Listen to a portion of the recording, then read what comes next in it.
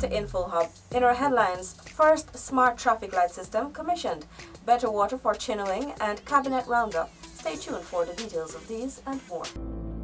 The future of Guyana has never looked better. Our nation is on the cusp of a development program like never seen before. While Guyana is now emerging as an energy giant through the discovery of massive reserves of oil and natural gas, it is your government's intention that the huge benefits emerging from this will go where it matters most, to you, the people of this beloved country.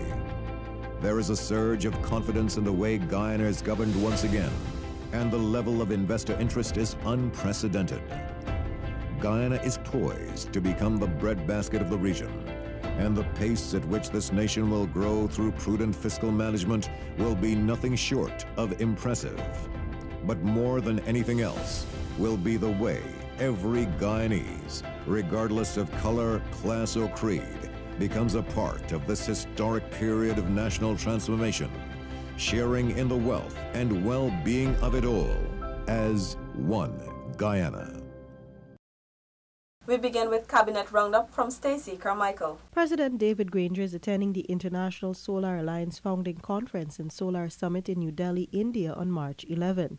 This was disclosed by Minister of State Joseph Harmon at today's post-cabinet press brief. The conference and summit are being hosted by the governments of India and France. The ISA is aimed at harnessing solar energy potential, modernizing energy systems, and universalized access to energy to accelerate economic development. Cabinet on Tuesday accepted the proposal by Natural Resources Minister Raphael Trotman to establish a specialized Department of Energy to administer the affairs of Guyana's oil and gas sector. Owing to the complexity of the task of administering the resources of the new industry, Minister Harmon said it was felt that the department should be set up under the aegis of the Ministry of the Presidency for its management. The following areas were to be given attention: organization, structure of the department, legislation to be introduced for the sector, negotiation with potential investors, exploration and production licenses, public communication responsibilities, the engagement of technical experts, the establishment of a natural resources, or some call it a sovereign wealth fund, capacity building measures, review of fiscal contractual terms, and the transfer of responsibility from the Ministry of Natural Resources to the Department of Energy in the Ministry of the Presidency. The ministerial quintet will make recommendations regarding the establishment and functioning of the department. Minister Harmon said that a revised order of precedence for official use was presented to Cabinet for consideration. It was pointed out that there were international conventions which had been developed to which Guyana should conform, but that there had been some slippages in their applications over the years. It was also pointed out that the last order of precedence was published over 33 years ago and was outdated. Cabinet agreed to examine the proposed draft document before granting its approval. Finally, the government of Guyana is the new institutional host of the Guyana Shield Facility and the Guyana Shield Fund, GSF. The Guyana Shield Facility is a multi-donor facility for the long-term financing of national and regional activities to conserve the ecosystems, protect biodiversity, and sustain livelihood. The GSF supports the global significance of the Guyana ecoregion and will facilitate the financial transfers from international organizations. For InfoHub, Stacey Carmichael. The Ministry of Social Protection on Thursday evening, in observance of International Women's Day, hosted a cultural program to boost and empower scores of women. More from Gabriela Patra. The I Am Woman program at the Park Rain Inn was attended by several influential women. Delivering the feature address, First Lady of Guyana, Mistress Sandra Granger, advocated for change for the further transformation of women's lives in Guyana. Our women and girls on the coast and in rural and hinterland areas must acquire the skills needed to thrive in this world. notwithstanding our different ages, races, religions, and social and economic backgrounds. We women, who make up over half of the population of this vast and beautiful land, must seize the incentive and become activists wherever we live. Minister of Social Protection Amna Ali called for more emphasis to be placed on gender equality. Promoting gender equality and the empowerment of women in all spheres of life remains a national priority of the government of Guyana. And this global event provides us with the opportunity to assess the progress made in keeping with national priorities, international obligations. It allows us to examine the challenges faced and seek measures in which we can overcome these challenges to achieve gender parity. For InfoHub, Gabrielle Patram. Delicia Haynes now tells us that the CHNPA partnered with private businesses to host an open house at Perseverance. The Central Housing and Planning Authority has partnered with the Oriental General Store, Comfort Sleep, and Jonas Bridal to stage its first open house event. Launched today, Friday, March 9th, the event is expected to run until March 21st at the Perseverance Housing Scheme on the East Bank of Demerara. When we launched Housing Solutions 2017 and Beyond initiative last year, it was nothing new to the Guyanese public. However, we found that some persons were a bit skeptical based on the issues we had with the first turnkey houses. We felt the need to regain the confidence of the Guyanese public, hence another chance to show them what it is we have to offer. The open house will showcase space utilization in the single-flat, two-bedroom duplexes. The partners in this initiative provided furnishing so that citizens can have a fair idea of how the space can be maximized. The actual reason for this house opening basically is to give the intended owners an idea of the level of comfort that we're providing them with, along with the space, whereby they can feel comfortable and give them some amount of security in terms of the finishes that we've presented them with. Because from previous visits with persons, they would have questioned the space that we've allocated. Over the 2-week period, the open house event will be open to the public from 9 hours to 14 hours on weekdays and 9 hours to 13 hours on Saturdays. This is an effort by the CHNPA to market their housing solutions product, giving citizens the opportunity to own and afford suitable living spaces. From the Perseverance Housing Scheme on the East Bank of Demerara, I am Delicia Haynes. After years of suffering from a lack of water during dry seasons, Region 7's Chinawing is the latest community to benefit from GWI's efforts to ensure all have equitable access to potable water by 2020. Renata LaFleur has more. The water company yesterday signed a memorandum of understanding with the regional administration of Cuyuni Mazaruni in Bartica, which will see improved potable water supply in Chinawing. Managing Director of GWI, Dr. Richard Van West Charles, said the company is working aggressively to realize its commitments. Part of our focus in relation to our strategic plan is to really raise that percentage in terms of access to potable water over the next 5 years.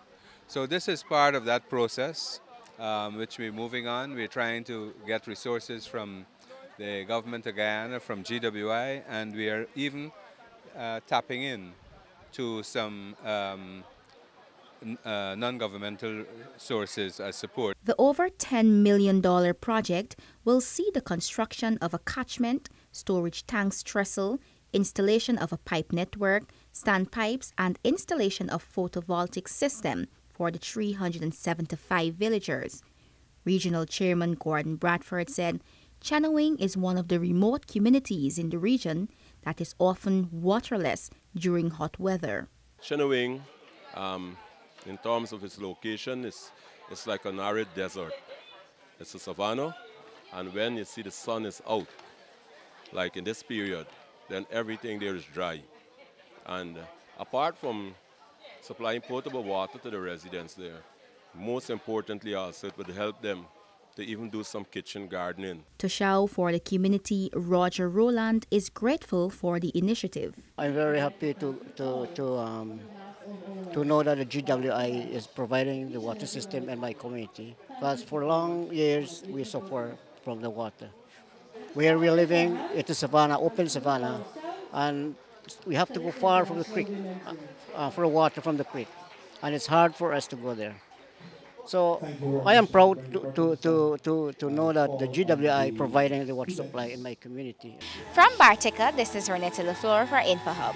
Letitia Isaacs tells us that more and more Guyanese students and public servants are being exposed to scholarship and training opportunities provided by the Department of Public Service. Permanent Secretary of the Department of Public Service, Reginald Brotherson, at the department's recent website launch, explained that over 1,000 students have benefited from local and overseas training since 2015. This figure represents a tremendous increase in the amount of scholarships granted compared to previous years. The current situation of scholarships being managed when taken into account the previous years, 2013 and 2014, where 138 approximately scholarships were given. It now stands at 1,400 recipients. These recipients were awarded scholarships for the completion of certificates, diplomas, bachelor degrees, postgraduate degrees, and doctorates. Within the last 3 years, prior to 2018, scholarship recipients were as follows. For overseas training, 145 fields of study ranging from accrual science to water sanitation and health engineering in 26 countries globally, given a total of 232 scholarships. Locally, for that same time period, 98 fields of study ranging from accountancy to tourism saw some 1,031 students benefiting from scholarships.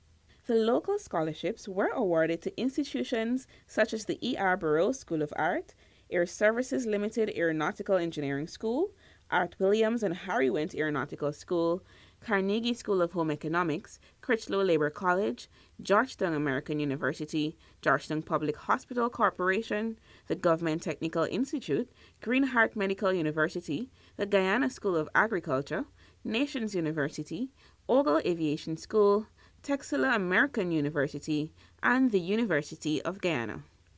For InfoHub, Letitia Isaacs. The local legal fraternity is exploring the framework in oil and gas law. Paul McAdam has that report. The Chancellor of the Judiciary, in collaboration with the Guyana Bar Association, is hosting a 2-day conference on oil and gas law training development. Acting Chancellor Justice Yonit Cummings Edwards urged the legal profession to be proactive in embracing the oil and gas industry. The bar and the bench have seen that vision. We have seen the need to sharpen our legal skills using the powerful weapon of education. The training will be led by Deputy Dean of the Faculty of Law at the University of the West Indies, Alicia Elias Roberts. The legal luminary is a pioneer of legal education on oil and gas laws in the Caribbean region. I'll endeavor over the course of the 2 days to deliver training based upon my experience and the team that I've worked with, as well as the Bar Association members who will be contributing on a discussion on Sovereign Wealth Fund, to lay the foundation during this conference about lessons learned from other hydrocarbon economies. Minister of Natural Resources Raphael Trotman encouraged stakeholders to take into consideration the decree made by Venezuela in May of 2016, claiming Guyana's waters, and the recent decision by the United Nations Secretary General to send the Guyana-Venezuela controversy to the World Court. It's important for Guyana to move to production as quickly as possible so that it will assert, when we got to court, that production was taking place within the territorial waters of Guyana. That will become an indisputable fact before a court of law. During sessions, the bench and bar will discuss the petroleum contract, legal and regulatory framework for oil and gas on the Sovereign Wealth Fund. Paul McAdam for InfoHub. The Mackenzie Bridge in Linden, Region 10, has the first local smart traffic light system. Renetta joins us again. Smart traffic lights are a vehicle traffic control system that combines traditional traffic lights with an array of sensors and artificial intelligence to route vehicle and pedestrian traffic. The $3 million light system was welcomed by Regional Chairman Renis Morian. Now we need to go on the television and speak to our motorists that use the bridge, ask them to cooperate. It's a system being tested, and we hope that we'll come to the point where it's fully operational we want it. I say thanks to the Ministry of Public Infrastructure. Thanks to everybody that put their hearts and minds, because in the absence of a vision, the people perish. The initiative falls under the Ministry of Public Infrastructure, Traffic and Highway Lights Department. Mayor of Linden, Carwin Holland. The cry has been for months and months. The management of the traffic here at the bridge, many a times the police had to be called upon, persons waiting for many hours, etc. And I'm happy to see that this small but significant step being taken to have the lights working, and I want to thank the Ministry of Public Infrastructure. Renetta LaFleur for InfoHub. Check our website or Facebook page for more details as we bring you updates and developments across Guyana and further afield. Thanks for watching. Remember to connect with us 24/7 on our website and social media. Goodbye.